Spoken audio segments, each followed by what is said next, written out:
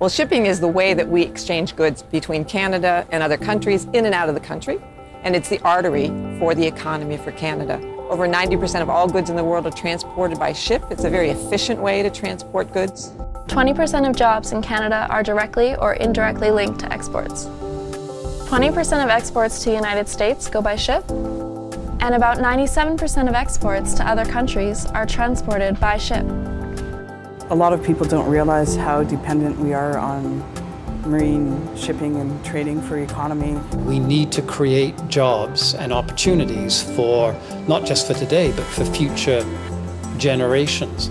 So if we're going to trade and we want to grow our economy, commercial shipping is going to increase, and we need to be sure that we have the best standards for marine safety, spill prevention and response in place. I don't really think there's anyone that the public trusts. They don't trust industry, they don't trust government. We want to have an organization that doesn't have an agenda. Clear Seas was started by people at Port Metro Vancouver, but in discussions with local and national leaders in marine transportation. And what they wanted to do was develop a center that could look at ways in which we could improve marine safety in Canada.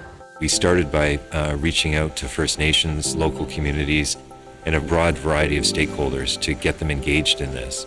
The protection of our coastline is extremely important to First Nations, especially coastal First Nations, who have been along this coastline for thousands of years. First Nations need to be a key partner in all this because of our traditional knowledge of the coastline.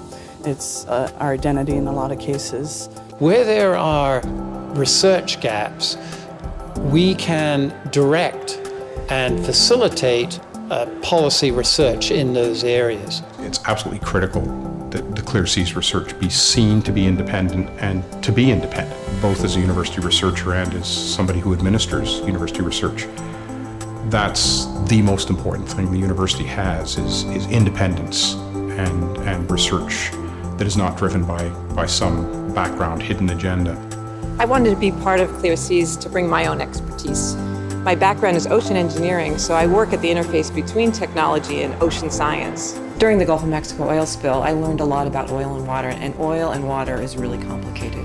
And so we need to really work on issues to prevent oil from going into the ocean. Whatever Clear Seas takes on should be openly available to the public and obviously the policymakers, but first and foremost to the public. We have the technical know-how here, we have the interest from the public, and we have the people who know how to make marine shipping as safe as possible. So all of those ingredients can come together now and really possibly make Canada a leader in the safest marine shipping in the world.